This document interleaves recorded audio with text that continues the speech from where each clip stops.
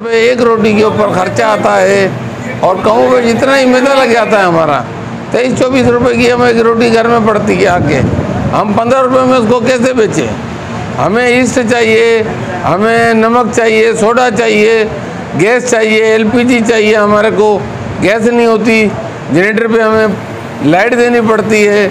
उसके बाद हम इनके जितने भी टैक्स हैं गैस के, बिजली के, वो सब भरते हैं। हम डबल शिफ्ट में हम काम कराते हैं, डेली वेजेस पे हम इनको मजदूरियाँ देते हैं। हम इस वक्त बहुत परेशान हैं, लाखों के कर्ज़ों के नीचे हम लोग आ गए हैं। आगे अब हम जब डीसी साहब के पास ज़ियारत लेके गए कि हम इस रेट में नहीं चला सकते हैं, तो उन्होंने कहा नहीं, आपको बहुत भारी मुनाफा हो रहा है, अगर आपको मुनाफा नहीं हो रहा तो आप अपना कारोबार बंद कर दें। नाइंसाफ़ी है ये, तो जबरी हमसे जो है ना 5 रुपये जो है मतलब जो है कम कराए गए हैं। हालांकि ये 5 रुपये कम नहीं कराने बनते थे।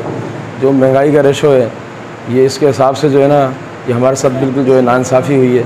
और ये जब तक हम लोग जो है बंद रखेंगे, जब तक हमारे मुतालबात पूरे नहीं होंगे, जब तक हमें अपना जायज़ मुनाफा नहीं मिलेगा, जब तक हम लोग जो है कारोबार नहीं जारी। रोटी का रेट देखें, जो बेकरी का आइटम है, बेकरी का आइटम उस वक़्त वाला 30 रुपए वाला 60 रुपए पे चला गया। हमारा रोटी का रेट जो है ना पीछे आ रहे हैं, ये कौन सा तरीका है। हम आग पे खड़े होकर बच्चों की रोज़ी कर रहे हैं और हमें रोज़ी नहीं मिल रही।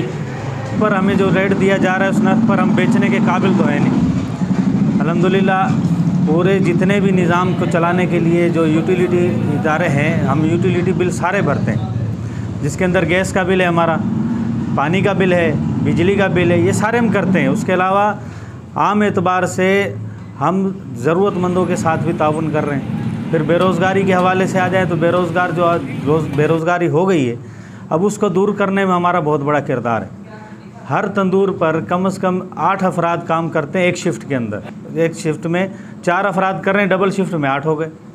और जिसका होटल का ताल्लुक़ है उसके पास ज़ाहिर टेबल वाले भी हैं, दूसरे अफराद भी हैं, ये सारे के सारे मौजूद है। अब आज हम जो पहला दिन था हमारा जो एहतजाजी तहरीक हमने शुरू की है, अब आज इतने मुतासिर हुए हैं कि सारे के सारे जितने भी हमारे पास काम करने वाले लोग थे, वो सारा दिन हमारे साथ यही बात चलती रही कि अब हमारा क्या बनेगा। अब उनका सवाल हमसे ये कि हमारा क्या बनेगा।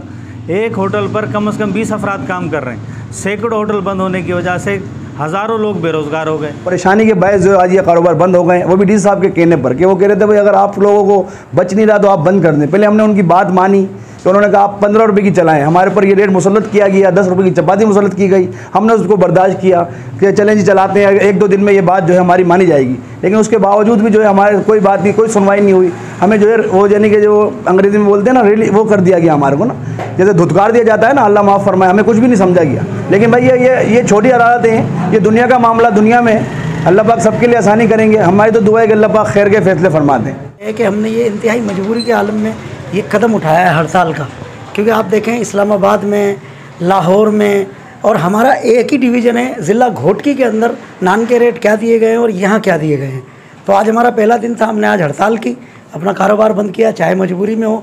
कल हम इंशाल्लाह रैली के लिए रैली का ऐलान किया, कल हम रैली निकालेंगे। उसके बाद हम अदालत आलिया का दरवाज़ा भी खटखटाएँगे, क्योंकि हमें उम्मीद है इंशाल्लाह कि हमारे साथ इंसाफ किया जाएगा।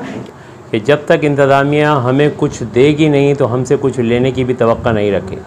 दूसरा, ये जो मुसल्लत करना है और ये जो बात कहना है कि जी कारोबार बंद कर दें, तो अब हमने कारोबार बंद करके भी दिखा दिया।